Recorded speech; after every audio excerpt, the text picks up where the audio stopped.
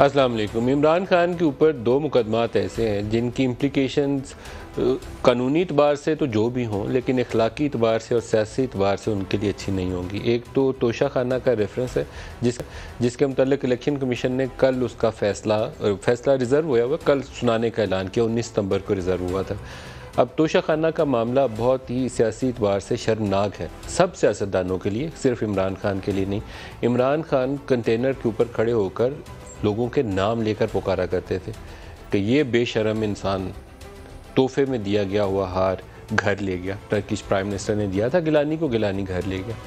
लेकिन अपनी बारी आई है एज प्राइम मिनिस्टर तो वही तोशा खाना के तहाइफ, जिसमें सऊदी अरब से मिली हुई घड़ियाँ, कहीं से मिले हुए हीरे के सेट, कहीं से मिली हुई सोने की क्लाशनकोफ, कहीं से मिले हुए कीमती पेन और कफ लिंक्स और पता नहीं जाने क्या क्या चीज़ें, उसमें लंबी फहरिस्त है उसकी, वो इमरान खान ने ले लिए। कानून कहता है कि 20% देकर आप ले सकते हैं, लेकिन यही बेशर्मी जो इमरान खान कहते थे कि ये पीडीएम के अंदर मौजूद सरकर्दा तमाम सियासतदान करते रहे, बेशर्म का लफ्ज़ इस्तेमाल करते थे, इनको कोई शर्म नहीं आती। वो 20% देकर वो ले जाते थे, वो 20% या 50% लॉबी में हुआ बाद में, वो 20 या 50 दे के इमरान खान भी ले गए। तो फिर इमरान खान में, यूसुफ रज़ा गिलानी में और वो चेरी ब्लॉसम शहबाज शरीफ में फ़र्क कोई ना होगा। ये काम वो भी करते हैं, आपने भी कर लिया। दूसरा एक शर्मनाक केस जो सामने आएगा वो फ़ॉरेन फंडिंग का है। फ़ॉरेन फंडिंग में जिस दिन कानून के पास ये सबूत हुआ, सबूत के बगैर सिर्फ इल्ज़ाम तराशी उसका कोई फ़ायदा नहीं। जिस दिन ये सबूत हुआ कि अबराज वाले का 2 मिलियन पाउंड या 2 मिलियन डॉलर तहरीक इंसाफ को आया, या एक ख़बर ये थी कि मुबारक का नयान से उनसे भी कुछ पैसे घूम के अबराज के रास्ते पाकिस्तान में आए और तहरीक इंसाफ को गए। अगर कानून के पास इस बात का सबूत है तो इस पर भी बहुत शर्मिंदगी का सामना तहरीक इंसाफ को करना पड़ेगा। कानूनी इम्प्लिकेशंस क्या होंगी मुझे मालूम नहीं। किसी सियासी जमात को ज़बरदस्ती से सियासत से बाहर नहीं निकालना चाहिए, सियासतदान भी किसी बड़े को ज़बरदस्ती करके धक्का मार के बाहर नहीं फेंकना चाहिए, लेकिन एक आपने मॉरल हाई पोजीशन ली हुई है कि वो सारे चोर और डाकू हैं और मेरे अलावा तो ईमानदार बंदा पाकिस्तान में है ही नहीं। वो फ़ौज वालों को कहते हैं मीर जाफ़र और Mir Sadiq, election commission chief election commissioner को कहते हैं ये सबसे बड़ा बेशरम इंसान ही है, अपोजिशन सारी चोर डाकू है, सिर्फ इमरान खान ईमानदार है। और इमरान खान ईमानदार के ऊपर अगर तोशा खाना के गिफ्ट के 14 करोड़ 20 करोड़ के तहफ़ निकल आए तो फिर वो ईमानदारी का तासुर ज़ायल हो जाता है, रहता ही नहीं। आप दावा ही नहीं कर सकते, वो ख़त्म हो जाती है चीज़। वो पैगम्बरी के दावे और रियासत मदीना से शुरू होकर नीचे तो ब्रेक ही नहीं लगती। तो फिर काम अगर साबित ये हो कि आपने भी वो काम किया है जो यूसुफ रज़ा ने किया है, या जो शहबाज शरीफ बकौल आपके जूते पॉलिश करने वाला चेरी ब्लॉसम वो काम करता है और इमरान खान ने भी वही काम किया है, तो फिर फ़र्क कोई नहीं है, फिर सारे आप एक ही सफ़ में खड़े हैं। इमरान खान ने जो मार्च करना है उसके लिए उसके पास मेरे हिसाब से तो 31 अक्टूबर से पहले का टाइम है। उसके बाद पहले ही ताख़ीर हो चुकी है, क्योंकि जैसे जैसे सर्द दिन आएंगे वो लोगों को बिठा नहीं सकते। तो 1 डे मार्च कर सकते हैं, आएँ दोबारा आके शहबाज शरीफ के ख़िलाफ़ नारेबाजी चोर डाकू की करें, एक दोबारा अल्टीमेटम देकर फिर से दोबारा चले जाएं। इसके ज़्यादा कुछ कर नहीं सकते। बैठना एक बहुत बड़ा सुसाइडल एक्ट हो सकता है, क्योंकि माजी में जब वो बैठे थे 2014 में, उस वक्त बहुत सारे अनासर की उनको हमायत हासिल थी, इसके बावजूद वो फंस के बैठ गए थे। जब पैट वाले जिस दिन उठे, इनको अपने धरने के अंदर लोगों की प्रेजेंस यकीनी बनानी मुश्किल हो गई थी। तो मेरा नहीं ख्याल है कि वो इतना बड़ा सियासी जुआ दोबारा खेलेंगे। एक दिन के लिए आएंगे, बड़ी बड़ी तकरीरें करेंगे, ललकारेंगे ओए मीर जाफ़र, ओए मीर सादिक, ओए चेरी ब्लॉसम, और वापस चले जाएंगे। इसके ज़्यादा कुछ कर नहीं सकते और उसके लिए भी अगले 2 हफ्ते हैं, इससे ज़्यादा टाइम नहीं है। अगर वो भी टाइम गुजार लिया तो फिर सिर्फ एक जलसा कर सकते हैं, उससे ज़्यादा कुछ नहीं कर सकते। आज उन्होंने जो तकरीरें की उसके अंदर दोबारा वो शेवाए पैगम्बरी, मेरा ख्याल में कुछ चीज़ों के अंदर आप अपनी हैसियत देख के बात करनी चाहिए। हमें वो चीज़ों का दावा करना चाहिए। हम उनके करीब तो उन शख्सियात के जा ही नहीं सकते ना, कोई वजह ही नहीं है कि हम दावा ऐसा कर सकें, लेकिन ज़िक्र करते हुए भी बहुत ही एहतराम रहना चाहिए। कहीं आप ऐसी सूरत हाल में ले आएँ कि मुआजना करना शुरू कर दें तो मुझे बड़ा दुख हुआ, क्योंकि ये इमरान खान का पिछले 4-5 माह की पूरी सियासत का महवर ये है कि मज़हब को इस्तेमाल करें। अपनी सियासत को कहते हैं जहाद है। उन्होंने रियासत मदीना कायम करनी थी, 3.5 साल जो रियासत मदीना उन्होंने कायम की थी वो सारी कौम ने देख ली है। जो उनका जुमला है उन्हीं की ज़ुबानी सुना देता हूँ, मैं कहना नहीं चाहता अपने लफ्ज़ों में, दिखाइएगा। में नाइंसाफ़ी हो, जुल्म हो, तो सारे माशरे के शहरी राय हक के लिए खड़े होंगे, इंसाफ के लिए खड़े होंगे। और जब एक इंसान हक के लिए खड़ा होता है तो वो पैगंबरों का काम करता है। सारे अल्लाह के जो पैगंबर थे सब राय हक और इंसाफ के लिए खड़े हुए थे। अल्लाह का हुक्म है अमर बिल मारूफ, और दूसरा उसने जहाद हमारे पे फर्ज किया है। अल्लाह ने कहा है कि नाइंसाफी के सामने खड़े हो, जुल्म का मुकाबला करो, ये उसका हुक्म है। और ये सियासत नहीं है, ये मेरे मुल्क के लिए हकीकी आजादी की जहाद है। चोरों की गुलामी से बेहतर ये है कि मैं मर जाऊं। इंसान को मर जाना चाहिए बजाय इन चोरों की गुलामी करे। चोर जब ऊपर बैठ जाए कौन मर जाती है। चोरों की गुलामी से बेहतर है, इमरान खान ने कहा कि वो मर जाएं। चोरों के साथ वो पंजाब में भी बैठे हुए हैं, चोरों के साथ वो सेनेट में भी बैठे हुए हैं, चोरों के साथ वो केपी असम्बली में भी बैठे हुए हैं। लेकिन चोरों के साथ कौमी असम्बली में अगर बैठना पड़े तो फिर उसके ऊपर उन्होंने मरने को तरजीह दी। बाकी चोरों के साथ मरना जायज़ है, एक मुकाम जायज़ है, एक हराम है। तो बहरहाल जो इस्तारा वो इस्तेमाल कर रहे हैं, मेरा उनको मशवरा ये है कि सियासत में मज़हब का इस तरीके से इस्तेमाल ना करें जिसमें मकसद आपका सियासत है, इक़्तिदार है, लेकिन लोगों को इश्ताल दिलाने के लिए जहाद और पैगम्बरी दावे मुनासिब नहीं, बहुत नामुनासिब तरीक़ाकार है। इससे आग लग सकती है, जानें जा सकती हैं, आपकी सियासत को शायद फ़ायदा हो सकता है, पाकिस्तानी मुआशरे को, इसकी यकजहती को फ़ायदा नहीं हो सकता। न्यूट्रल के ऊपर भी खान साहब की तनकीद जारी है, उसके ऊपर तनकीद करने में as a matter of principle मुज़ायका नहीं है। जब आप फ़ौज के ऊपर तनकीद सिर्फ ये करें कि उनका सियासत में अमल दखल नहीं होना चाहिए, वो ठीक है। लेकिन आप कहें कि इन्होंने गैर मुल्की साजिश के तहत हुकूमत गिरा दी थी, तो आप एक वो आर्टिकल 5 वाली कैफियत ले जाते हैं जो कौमी असम्बली में इन्होंने इस्तेमाल की थी, वो दुरुस्त नहीं है, वो नाजायज़ है। वो आप दोबारा कौम के अंदर तकसीम पैदा करें। आज दोबारा उन्होंने उसका जिक्र किया, दिखाइएगा। हमें हुक्म दिया है कि अच्छाई के साथ खड़े हो और बुराई के खिलाफ खड़े हो। अल्लाह ने आपको इजाजत नहीं दी न्यूट्रल होने की। NRO इमरान खान का एक और बड़ा पसंदीदा लफ्ज़ है। NRO मेरे ख्याल में इमरान खान ने अपने दौरे हुकूमत में पीपल्स पार्टी को दिया था, जब मरियम और बिलावल नारे मारकर आर या पार की सियासत कर रहे थे, आर या पार। तो जरदारी साहब जेल में थे, उनकी बहन भी जेल में थी। उन दोनों की रिहाई मुझे बड़ी मुश्किल नज़र आती थी, क्योंकि उनके ऊपर जो फेक अकाउंट केस था जरदारी साहब का, रोमनी ग्रुप वाला, बड़ा धांसू तगड़ा केस था। जैसे शहबाज शरीफ के बच्चों के ऊपर ये टैक्स एवेजन का बड़ा तगड़ा केस है। बाकी सारे केसेस खान साहब ने झूठे बनाए थे, शायद खान अब्बासी का, मिफ्ता इस्माइल का, एहसन इकबाल का, एक से बढ़कर एक झूठा केस था। और राना सनाउल्लाह, मतलब उसके अंदर 1001 बुराइयाँ आप गिनवा लें, लेकिन इन्होंने मोटरवे के ऊपर उसके 25 किलो हीरोइन निकाल दी। तो शर्मनाक केसेस थे, उसकी दास्तान पूरी कौम को पता ही है। लेकिन आज वो क्या कह रहे हैं उसके ऊपर दिखाइएगा। अब इसके अंदर इन्होंने एक सच्चाई बोली है। इमरान खान ने इम्तियाज़ गुल के साथ इंटरव्यू में ये बातें की। इम्तियाज़ गुल साहब सीनियर जर्नलिस्ट हैं। IGI जब बनवाई गई थी तो नवाज़ शरीफ को खड़ा इसलिए किया गया था कि बेनज़ीर सिक्योरिटी रिस्क थी इस्टेब्लिशमेंट की नज़र में। तो IGI बनाई गई, उसके अंदर वो स्ट्रेंज बेड फेलोज़, वो एक टर्म बोली जाती है, तो स्ट्रेंज बेड फेलोज़ को भी इकट्ठा किया गया कि पीपल्स पार्टी से जो एंटी पीपल्स पार्टी वोट है वो तकसीम ना हो। इस तरीके से नवाज़ शरीफ को खड़ा किया गया था। तो 2018 में IGI 2 बनी थी और उस वक्त नून लीग को इक़्तिदार से बाहर रखना मकसद था। तो इमरान खान, नवाज़ शरीफ पहले IGI के बेनिफिशरी थे, इमरान खान 2018 की IGI के बेनिफिशरी थे। मैं इस्टेब्लिशमेंट के मामले में एक चीज़ बार बार कहता हूँ कि उन्हें इस तरीके से लीडर्स को क्रिएट करने की कोशिश नहीं करनी चाहिए, किसी को गोद लेने की कोशिश करनी ही नहीं चाहिए। नतीजा क्या निकला है कि 88-90 में नवाज शरीफ को खड़ा किया गया IGI के ज़रिए, अगले 30 साल उसको गिराने में लग गए। 2018 में 2011 से स्टार्ट हुआ था, 2018 में इमरान को हुकूमत मिली, अब अगले पता नहीं कितने 30 साल उसकी लड़ाई में लगेंगे।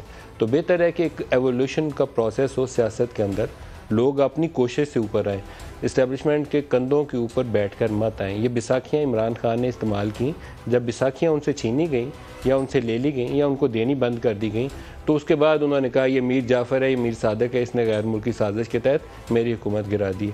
कोई गैर मुल्की साजिश नहीं थी, वही जो प्लेट में रख के उन्होंने तोहफे दिए थे वो तोहफे उन्होंने वापस ले लिए। फिर उसके बाद धड़ाम से हुकूमत नीचे गिरनी थी, वो नीचे गिर गई। इमरान खान को भी इस बात का पता है और शहबाज शरीफ को भी पता है। समझेगा ना इमरान खान और ना मेरा ख्याल है कि कभी समझना शहबाज शरीफ ने। सियासत को सियासी तरीक़ों से करेंगे तो आगे चल सकते हैं, वैसे नहीं चल सकते। इमरान खान की ख्वाहिश के ऊपर अगर केसेस हुए थे, शायद खान पे, मिफ्ता पे, एहसन पे, राना सनाउल्लाह पे, तो ये बहुत ही अफसोसनाक सूरत हाल है जिसका अपने इंटरव्यू के अंदर वो खुद इजहार कर रहे हैं कि नैब इस्टेब्लिशमेंट के हाथ में थी, मेरे हाथ में नहीं थी। तो जो केसेस बनाए गए थे वो किसकी ख्वाहिश पे बनाए गए थे? इमरान खान को उसके मुतल्लिक़ भी बताना चाहिए। झूठा केस बनाना रियासत मदीना नहीं है। इंसाफ के ख़िलाफ़ जुल्म, आपने अपने जुमले इस्तेमाल करते हैं कि जुल्म का निज़ाम, कुफर का निज़ाम तो चल सकता है, जुल्म का निज़ाम नहीं चल सकता। तो जुल्म का निज़ाम आपने रवा रखा 3.5 साल, वो नहीं चल सका, टूट गया। तो ये सारों के लिए लेसन है, इमरान खान के लिए भी और बाकियों के लिए भी। जो आज पैनलिस्ट हैं, मुसद्दिक मलिक साहब हैं, वफाकी वज़ीर हैं पेट्रोलियम के, हमारे साथ। मुसद्दिक साहब बहुत शुक्रिया। इजाज़ुल हक साहब PML ज़िया के सरबराह हमारे साथ हैं। इजाज़ साहब आपको भी खुश आमदीद। खालिद इसहाक साहब हमें ज्वाइन करेंगे और इलेक्शन कमीशन के हवाले से हम इनसे जो केस है उस पर अपडेट लेंगे। आपसे मुसद्दिक साहब जानूँ, तोशा खाना का कल फैसला आना, क्या तवक्कुआत हैं आपकी? तवक्का तो यही है कि इंसाफ होगा जी। इंसाफ से क्या मुराद है? मतलब तोशा खाना 20% दे के अगर इमरान खान ने कुछ 10-15 करोड़ के तोहफे ले लिए होंगे तो वो कहेंगे मैंने कानून के मुताबिक नहीं, 2-3 चीज़ें अगर कानून के मुताबिक लिए तो उसी के मुताबिक फैसला आ जाएगा जी। लेकिन जो चीज़ें कही जा रही हैं कि कई तोहफे ऐसे थे जो डिक्लेयर नहीं किए गए, जो सीधे घर चले गए, कई तोहफे ऐसे हैं जो बेच के उसके बाद पैसे जमा करवाए गए, उसमें जो इरेगुलरिटीज़ हैं वो आपके सामने आ जाएंगी। कुछ एसेट्स की डिक्लेरेशन का भी इशू है कि एज एसेट्स वो डिक्लेयर किए हैं कि नहीं किए, वो भी इशू है। मगर देखिए ना, बात ये है कि खान साहब को किसी दिन तो सोचना होगा कि जो खान साहब लें, चाहे वो सोने की प्लेटेड गन हो या करोड़ों रुपए की घड़ियाँ हों, वो समझते हैं कि वो हलाल है, उसमें क्या हर्ज है। लेकिन अगर किसी और वज़ीर आज़म ने उससे पहले कोई तोहफा लिया तो वो तो यकीनी तौर पे करप्शन है ना। यानी ये 20% वाला 50% वाला रूल तब भी था। लेकिन ये अजीब सी एक तफरीक है कि अगर मैं करूं तो ये जिहाद है, अगर मैं करूं तो ये इस्लाम है, अगर मैं करूं तो ये रियासत मदीना है, अगर एग्जैक्टली वही काम कोई और करे तो वो कुफर है, वो गद्दारी है। ये बड़ी अजीब सी उन्होंने, और जो अजीब सी बात कि वो इतने स्ट्रेट फेस के साथ आके कहते हैं कि मैंने कर लिया तो क्या हो गया, मैं तो करप्ट आदमी नहीं हूं ना। वो कहते मैंने कानून की खिलाफ वर्जी नहीं की, मैंने 20% दे लिया। वो गिलानी बेशरम आदमी था, हीरो का हार घर ले गया, मैंने कोई कानून की खिलाफ वर्जी नहीं की। चले मैं और आपको एग्जांपल, अच्छी एग्जांपल्स दे देता हूँ। 350 केनाल मलिक रियाज साहब से लिया इन्होंने, 450 केनाल, 450 अल-कादिर यूनिवर्सिटी। जी 450 रूहानियत का फ़रोग सर वहाँ से। जी ठीक है, मगर आपने एक शख्स, चले आपको किसी ने तोहफा दिया अच्छे काम के लिए, आपने वसूल, हमारे भी उन्होंने बना के दी। लेकिन सवाल ये पैदा होता है कि $250 मिलियन का उस शख्स को तोहफा दे देना जिससे आप वसूल करें 350 या 450 केनाल, ये करप्शन नहीं है सर? अगर मैं आज किसी से पैसे लेके या किसी से ज़मीन लेके उसको $250 मिलियन की फेवर कर दूं, यानी एक ऐसा पैसा जो हमारी रियासत के इकोनॉमिक क्राइम्स एक्ट के तहत स्टेट बैंक के पास आना था। सर रूहानी मामलात में तरक्की की खातिर $250 मिलियन की कोई हैसियत नहीं। आपको पता ही नहीं, आप दुनिया में पड़े हुए हैं, ये दीन की बातें हैं। आखिरत को कर बुलंद इतना हो सकता है। $250 मिलियन बहुत जी हो सकता है, वैसे छोटी अमाउंट है, लेकिन खा तो गए ना, तोहफा तो दे दिया ना। यानी रियासत का $250 मिलियन जो आप कह रहे हैं छोटी अमाउंट है, मैं मान लेता हूँ छोटी अमाउंट है, कुल मिला के 1000 मिलियन का हमारा पूरा IMF का प्रोग्राम था। $250 मिलियन का तोहफा मलिक रियाज साहब को दे दिया, और चलें दे दिया, आपने समझा कि आपका इखलाकी फ़र्ज़ है, रूहानी फ़र्ज़ है तोहफा देना, फिर उनसे 450 केनाल ज़मीन ले ली। चले छोड़ दें इसको। नकवी साहब, आरिफ नकवी साहब के इलेक्ट्रिक के मालिक जी, अबराज, उनसे 3 मिलियन पाउंड लिए, मानते हैं, कोई नहीं झुटला रहा कि नहीं, और उनको जब इक्तदार में आए तो $1 बिलियन का तोहफा दे दिया। वो कैसे जी? दतांग कोल प्रोजेक्ट है जो ओरिजिनल कॉन्ट्रैक्ट के मुताबिक जो के इलेक्ट्रिक ने ओरिजिनल कॉन्ट्रैक्ट किया था हुकूमत पाकिस्तान का, उसके तहत कराची की तमाम ज़रूरियात के लिए के इलेक्ट्रिक ने पावर जनरेशन बनानी थी, यानी बिजली के कारखाने लगाने थे। जब इमरान साहब आए इक़्तिदार में तो उन्होंने दतांग कोल प्रोजेक्ट का एक मंसूबा बना के उनको दिया कि अब आप क्योंकि हुकूमत में आ गए तो हम ये लगाना चाहते हैं, तो ये हमारा मंसूबा है। इन्होंने लिख के उन्हें दे दिया कि हमारे पास इतनी बिजली है ता क़यामत तक कि अब हमें और बिजली पैदा करने की ज़रूरत नहीं, आपको हमने माफ़ किया। $1 बिलियन का वो कोल प्रोजेक्ट था जो कंट्रैक्चुअली लगाना था। ये ऑब्लिगेशन थी उनकी, और इन्होंने उसको गुंजाइश गुंजाइश लगाने की ख़त्म कर दी। यानी अगर आज हम चाहें, हमारी वजारत चाहे या बिजली की वजारत चाहे कि के इलेक्ट्रिक का वो कारखाना लगाए, तो कंट्रैक्चुअली अब हम उनको फोर्स नहीं कर सकते। $1 अरब का जी। और ये अपने क्या नाम है भला सा असद उमर साहब, ये वो उस वक्त CCO के चेयरमैन थे, CCOE के। उन्होंने लिख कर दिया इनको कि हमारे पास इतनी बिजली है ता क़यामत कि अब आप बिजली के कारखाने ना लगाएं और हमने आपको माफ किया, चले उसके बदले कुछ और लगवा लेते। ये तो सीरियस इर्रेगुलरिटी है और कॉन्फ्लिक्ट ऑफ इंटरेस्ट है, और पार्टी को फंडिंग आई हुई है। इसको कैबिनेट कमेटी से पास करवाया, इसको काबीना से पास करवाया, बिल्कुल उसी तरह जैसे मलिक रियाज साहब वाला वो जो खुफिया एक डॉक्यूमेंट जो बाद में खुल गया था 100 मिलियन। इजाजुल हक साहब से पूछे। इजाजुल हक साहब, बड़ा इंटरेस्टिंग एक आपका रोल रहा है। आपने कोशिश की कि ये तनाव में कमी आ जाए, और तनाव में कमी लाने की खातिर मुलाकातें भी हो गई, प्रेसिडेंसी में भी हो गई, कहीं सुना है पिंडी में भी कोई मुलाकात हुई। नतीजा उसका क्या निकला सर? बिस्मिल्लाहिर्रहमानिर्रहीम। देखिए, नतीजा तो क्या निकला, नतीजा तो ये निकला है कि हालात जो है वो बेहतरी की तरफ जाएंगे, माहौल जो है वो और बेहतर होगा। कम से कम मुलाकातों का अभी तक इल्म तो नहीं हुआ, लेकिन यहाँ तो लोग कारों की डिग्गी में बैठकर जाते रहे आर्मी हाउस और दीगर जगहों पे। तो ये कहना कि जी इमरान खान की मुलाकात कोई बहुत बड़ी बात हो गई, तोशा खाना का जो इल्जाम लग गया वो बहुत बड़ी बात हो गई। यहाँ ऐसे लोग हैं जो आज कारों की डिग्गी में बैठ के कौन गया था सर? कारों की डिग्गी में बैठकर जो गए थे, आप पूछे आज जो वजीर आजम है वो गए थे, और कौन गया था? मोहम्मद अहमद के साथ कौन गया था? तो बैठ के छुप के गए थे। जी बिल्कुल छुप कर गए थे, डिग्गी में बैठ कर। अरे ये तो खबर है यार, बड़ी खबर है। ये कब का वाकया सर? नहीं, बड़ी खबर नहीं है, ये बड़ी खबर नहीं है, पूरे पाकिस्तान को इसका इल्म है। कितनी मुलाकातें हुई थी आर्मी हाउस में, जरा उसका रिकॉर्ड निकलवाएं और आपको पता लग जाएगा कि ये किस तरह गए थे मिलने। कब का वाकया है सर? क्या मोहम्मद अहमद के दौरे हुकूमत की बात है? जी, ये इमरान खान के दौरे हुकूमत की बात। ये ऐसी तो नहीं है ना, हुआ था ऐसी तो नहीं है। मुलाकातें थी तो गाड़ी की डिग्गी में छुप के जाते थे, तभी उनको कमर में दर्द रहने लग गया। आजकल वो मसला होता है उन्हें बैठते हुए। ये तो मुझे आज पता चला आपसे। बिल्कुल यही तो वजह थी। तभी तो करते नहीं है ज्यादातर, लेकिन आज स्विमिंग पूल करवाने के लिए PM हाउस के 14 करोड़ रुपया जो खर्चा है वो किस लिए खर्चा है? इसीलिए खर्चा है कि कमर में दर्द ना हो। तो ये बातें जो है, देखे, इल्जाम लगाने को हर एक पे लगा सकते हैं। आपने कहा कि गाड़ियां घर ले गए, यहाँ गाड़ियां घर ले गए, बड़ी बड़ी गाड़ियां ले गए, तोशा खाना को पता भी नहीं कि इनको तोहफे में मिली है। जरदारी साहब को ले लें, नवाज शरीफ साहब को, वो तो है चोर और डाकू सर, वो तो है ना चोर और डाकू। इनका वो तो चेरी ब्लॉसम रिकॉर्ड निकाले डाकू है सर। तो इमरान खान तो रियासत मदीना बनाने वाले थे, इनका उनसे मुवाजना कैसे हो सकता है? बिल्कुल, अगर वो कोई बात करता है जहाद की, तो जहाद फिर सिर्फ तलवार से नहीं होता, नफ्स से भी होता है।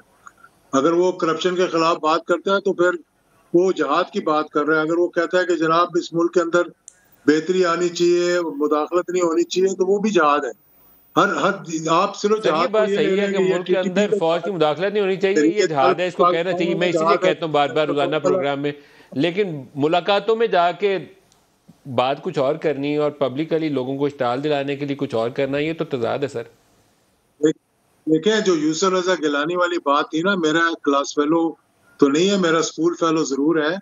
वो एक तोहफा दिया गया था कि इसको आप सैलाब ज़दगान के हवाले करेंगे, जो पैसा आएगा उसको घर ले जाना और बात है। एक आपको जो तोहफा मिला उसको तोशा खाना से पैसे दे के लेना, वो और बात है। और मैं ये भी आपको बता दूं कि इमरान खान ने जो डिक्लेयर नहीं किए हुए थे, वो उसका आर्टिकल 62 है क्या, उसका टैक्स का जो लॉ है, उसके तहत उन्होंने सब जमा करवा चुके हैं। अब वो जब तक नोटिस ना आए आप हर चीज जमा करा सकते हैं, तो अब उसमें कोई शक वाली बात नहीं है। देखिए, फॉरेन फंडिंग है, वन साइडेड खोला गया, मैं उसकी तारीफ नहीं कर रहा या उसके लिए कह रहा हूँ ना। तोशा खाना वन साइडेड खोला गया, क्या पाकिस्तान में कोई हुकूमत में आई नहीं आज तक? सिर्फ इमरान खान साहब ही हुकूमत में आए। सर एक बात पिछले जो 30 साल से हुक्मरान रहे हैं, उनके आप दौरे बाहर के जो देख लें। 2014 के धरने से लेकर जितनी इमरान की स्पीचेस थी, बाय नेम उन्होंने उनको जितना मतून कर सकते थे, नवाज शरीफ को, जरदारी को, शहबाज शरीफ को, सबको उन्होंने किया करप्शन के ऊपर। सब लोगों ने उनको सराहा किया, ये करप्शन के खिलाफ इनका बयानिया, उनको शाबाशी दी। लेकिन इमरान खान आए इक़्तिदार के अंदर और पता चले कि 190 मिलियन पाउंड तो आते ही उन्होंने रियाज मलिक के हवाले कर दिया। तो बहुत तकलीफ हुई सुन के कि ये इमरान खान ने भी अगर दोस्ती रियाज मलिक से ही रखनी थी, उसके बगैर रूहानियत ये भी नहीं कायम कर सके। वो तोशा खाना के तोहफे नवाज शरीफ भी ले जाता था, गाड़ी घर जरदारी भी ले जाता था, तो इमरान खान भी ले गए। तो फिर इनमें फ़र्क क्या है? कौन सा ऐसा फ़र्क है जो इनमें अलहदा करता है एक दूसरे से? मैं आपको बताऊं ना कि रियाज मलिक साहब जो है, रियाज मलिक साहब के जितने ताल्लुकात मियां नवाज शरीफ, मियां शहबाज शरीफ, जरदारी के साथ तो आज भी है। जरदारी तो उनका पार्टनर है बैरिया टाउन कराची के अंदर। यानी कि जितनी गवर्नमेंट की जमीन उनको दी, अगर उसका आप हिसाब लगा लें तो ये खरबों में बनती है। तो इसलिए आप उस रियाज मलिक की बात ना करें, 250 मिलियन 200 मिलियन, जरा इनका रिकॉर्ड निकालें कि रियाज मलिक से इन्होंने क्या क्या फायदे उठाए। क्यों ना करें ना, याद है कि आप ये बता दें, ये आप मेरे और आपके ख्यालात यहाँ मिलते हैं। 190 मिलियन कोई बड़ी रकम थोड़ी होती है। इजाज भाई से पूछें कि क्यों 40-50 अरब रुपया बनता है पाकिस्तान में, 250 मिलियन डॉलर बनते हैं। 40-50 अरब रुपया। इजाज भाई से पूछें कि क्यों ना भाई, अगर ये उसने किया है तो उसको 5 कैरेट कह रहे हैं कि 5 जी मुबैना तौर पे आपने घड़ी का, गाड़ी का जिक्र किया। मुबैना तौर पे जो मलिक रियाज साहब वाली 5 कैरेट के हीरे की अंगूठी थी, आपने उसका जिक्र नहीं किया, आपने कहा वो भी छोड़ दें। फिर हमने 250 मिलियन डॉलर मलिक रियाज साहब को तोहफा देने की बात की, आपने कहा इसको भी छोड़ दें। वो नकवी साहब को $1 बिलियन का दतांग कोल प्रोजेक्ट का तोहफा दिया, आप कह रहे हैं उसको भी छोड़ दें। आप कह रहे हैं तमाम बातों को छोड़ दें। भाई आप पुराने हमारे दोस्त हैं, ज्यादातर आप इतनी ऐसी आप बड़ी बैलेंस्ड बात करते हैं और बड़ा बैलेंस्ड व्यू लेते हैं, और हमेशा जो गलत चीज होती है उसको कंडेम करते हैं। चले हमारी गलत चीजों को ज्यादा कंडेम करते हैं, लेकिन आपने दीगर गलत चीजों को देखिए, मैं रियाज को PMLN की जो आपको लगता है जी, तो मैं ये नहीं कहता, मैं किसी पे कोई इल्जाम नहीं लगाना चाहता। मैं सिर्फ ये कह रहा हूँ कि वन साइडेड किसी के पीछे पड़ना अच्छी बात नहीं। अगर किसी ने गलती की है, 250 मिलियन डॉलर की कोई चीज उसको दी है, तो इसको जवाब देना चाहिए, मैं समझता हूँ। इमरान खान के ऊपर तोशाखाना केस, कल उसका फैसला मुतवक्को है। अहम केस है सियासी एतबार से। इलेक्शन कमीशन इसके ऊपर क्या पोजीशन इख्तियार करता है। जैसे फॉरेन फंडिंग का मामला बहुत अहम है, लेकिन हमने इमरान खान के जो अभी आपको स्टेटमेंट सुनाए, वो कह रहे हैं कि वो जल्द ही चंद दिनों के अंदर मार्च की कॉल देंगे। तो मार्च की कॉल के साथ जो अच्छा हमारे एक बीपर ड्यू है, बीपर पहले कर लें, फिर इस इशू की तरफ दोबारा आते हैं। खालिद इसाक साहब हमें ज्वाइन कर रहे हैं, मारूफ कानूनदान है। खालिद साहब बहुत शुक्रिया, आप हमारे साथ शामिल हो रहे हैं। तोशाखाना का केस मोटे अल्फाज में वो है क्या, क्या किया इमरान खान ने गलत, क्या चीज़ है उसके अंदर? जी नदीम साहब अस्सलाम वालेकुम जी, बहुत शुक्रिया आपका। तोशाखाना का केस बुनियादी तौर पे ये है जी कि जो इलेक्शंस एक्ट है हमारा 2017 का, उसका एक सेक्शन 137 है जो ये रिक्वायर करता है कि हर मेंबर पार्लियामेंट जो है वो 31 दिसंबर से पहले हर साल पिछले प्रोसीडिंग ईयर का जो फाइनेंशियल ईयर है 30 जून तक का, वो अपना एक गोशवारा दाखिल करेगा और उसमें वो अपने एसेट्स की तफसीलात देगा। इमरान खान साहब जब वजीर आजम बने हैं तो ये गालबन अगस्त 2018 की बात है, तो इन्होंने भी 31 दिसंबर को अपने गोशवारा जमा कराया इलेक्शन कमीशन में। लेकिन ये चूंकि 30 जून तक का था, तो इस तोशाखाना के गिफ्ट जो इस मुख्तसर 3-4 महीने में उनको मिले वो जाहिर नहीं किए। अब अगला गोशवारा उनका ड्यू है 31 दिसंबर 2019 को, जो उन्होंने जमा करवाया। लेकिन बावजूद इसके कि उन्होंने सरकारी खजाने में पैसे जमा करवा के वो जो 20% की अमाउंट है, कुछ तोहफे मुफ्त में है और कुछ 20% की अमाउंट है, वो लिए, लेकिन डेक्लेरेशन जो दाखिल किया इलेक्शन कमीशन में 31 दिसंबर 2019 को, उसमें उन्होंने ये तोशाखाना के गिफ्ट्स का जिक्र नहीं किया। इसी तरह 2020 में भी जिक्र नहीं किया। और उसकी वजह ये थी कि दूसरी तरफ आपको याद है कि राइट टू इंफॉर्मेशन एक्ट के तहत एक कोई आपके दोस्त सहाफी थे जो मुसलसल ये कोशिश कर रहे थे कि ये इंफॉर्मेशन उनको प्रोवाइड की जाए कि ये तोशाखाना के गिफ्ट कितने हैं और कौन से हैं। और वो फेडरल गवर्नमेंट जो का इमरान खान साहब उस वक्त वजीर आजम थे, तो वो ये information at the helm of affairs बैठे हुए थे और वो इंफॉर्मेशन पूरा हाई कोर्ट तक, ICS तक। अब ये बात ये होगी कि 2018, 2019 और 2020 दिसंबर को एसेट्स की डिक्लेरेशन जो इलेक्शन कमीशन थी उसके अंदर ये तोशाखाना के जितने भी उन्होंने तहफ़ लिए उसकी तफसील जमा ही नहीं कराई, तो जी नहीं कराई। तो इस वायलेशन की सजा क्या बनती है सर?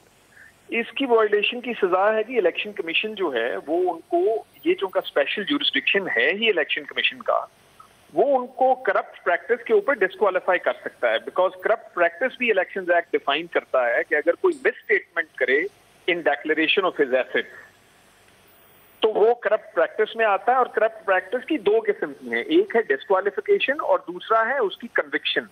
जहां तक कन्विक्शन की बात है, अगर किसी को कॉन्विक्ट करना है तो वो इलेक्शन कमीशन एक कंप्लेंट भेजेगा टू द सेशन जज और वहां पे फिर कन्विक्शन होगी।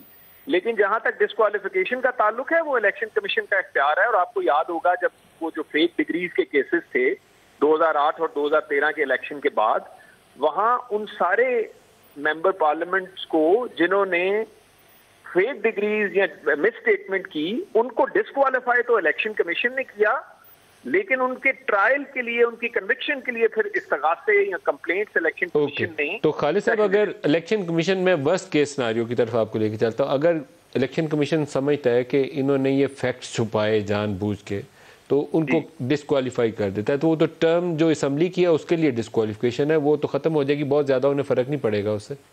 वो सर दो चीजें हैं। एक तो है डी-सीट करना, वो तो टर्म उससे फर्क नहीं पड़ेगा। लेकिन आप ये जहन में रखिए कि अभी मिस डिक्लेरेशन ऑफ एसेट्स के ऊपर वो एक फैसला अभी सुप्रीम कोर्ट में उसकी समाअत हो रही है, जो फैसल वाडा साहब का फैसला है जी, जिसमें इलेक्शन कमीशन ने 62(1)(f इन्वोक किया है और उनको फॉर लाइफ टाइम डिस्क्वालीफाई किया है। और अगर ये इतनी सादा बात होती जितनी कि कही जा रही है, तो इलेक्शन कमीशन के फैसले के बाद सुप्रीम कोर्ट बहुत सारी हियरिंग्स कर चुका है और आज तक वो इलेक्शन कमीशन का फैसला सस्पेंड नहीं हुआ। सेटिसाइड होना तो अभी शायद दूर की बात है, वो अभी सस्पेंड भी नहीं हुआ। तो यहां मैं इसलिए कहता हूं कि शायद 62(1)(f का केस भी बनता है, क्योंकि ये फैक्ट्स डिस्प्यूटेड नहीं है।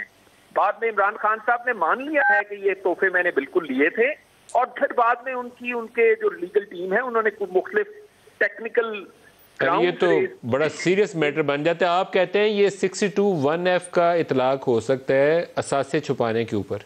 सर इसलिए कि 62(1)(f का इतलाक वहां नहीं होगा जहां पे कोई डिस्प्यूटेड फैक्ट है और ट्रायल होना जरूरी है by a court of plenary jurisdiction. जहां पे आप एडमिट कर गए हैं कि यस ये तोहफे हमने लिए थे, तो फिर सवाल ये है कि आपने जाहिर क्यों नहीं किए। उसका वो जवाब एक सादा सा देते हैं कि 120 दिन गुजर गए, आप नहीं पूछ सकते। अब जिन हाई मॉरल ग्राउंड्स पे मोहतरम इमरान खान साहब सियासत करते हैं, वहां ये कहना कि जी 120 दिन गुजर गए आप नहीं पूछ सकते। दूसरा वो ग्राउंड ये लेते हैं कि जी आप हमें 62(1)(f में डिस्क्वालीफाई नहीं कर सकते। तो एक क्विकली मैं आपके नाजरीन के लिए बताता चलूं कि जब ये पानामा केस हुआ था तो पानामा जजमेंट में भी ये लिखा गया था कि किसी को लाइफ टाइम डिस्क्वालीफाई करने के लिए प्लेनरी जुरिस्डिक्शन की जो कोर्ट है उसका ट्रायल होना जरूरी है। लेकिन चौंका यहाँ पे नवाज शरीफ साहब ने डिनाई नहीं किया कि उन्होंने अपने बेटे से तनख्वाह नहीं ली, तो लिहाजा कोई डिस्प्यूटेड क्वेश्चन ही नहीं है, तो फिर हमने इसलिए उनको डिस्क्वालीफाई किया। और बाद में जब इस केस का रिव्यू दाखिल हुआ तो रिव्यू मुझे याद है जस्टिस अजद सईद शेख साहब ने लिखा था और उन्होंने कहा कि चौंका आपने इस बात को डिनाई ही नहीं किया कि आपने बेटे से तनख्वाह नहीं ली, तो ट्रायल काहे का। दुरुस्त दुरुस्त। और अगर सेशन अदालत में ये केस रेफर हो जाता है, फिर सेशन जज क्या कर सकता है इसके ऊपर, क्या सजा है? सेशन जज तो फिर ट्रायल करेगा जी, वहां इलेक्शन कमीशन बतौर मुस्तगीस के तौर पे इस्तगासा दाखिल करेगा और वहां तो फिर कन्विक्शन की बात है। याद नदीम साहब, आपको बिल्कुल ये फर्क पता होगा, एक है कन्विक्शन और एक है डिस्क्वालिफिकेशन, ये दोनों अलग अलग चीजें। कन्विक्शन होना या ना होना, उसका डिस्क्वाल देखें, जो हमारे बहुत से सियासतदान लाइफ टाइम डिस्क्वालीफाई हुए हैं, उनकी कन्विक्शन तो नहीं हुई। जो ट्रायल के लिए 2008 और 2013 में मुकदमात गए थे सेशन अदालतों में, उसका standard of appreciation of evidence different है, इसका स्टैंडर्ड ऑफ एप्रिसिएशन बिल्कुल सही डिफरेंट है।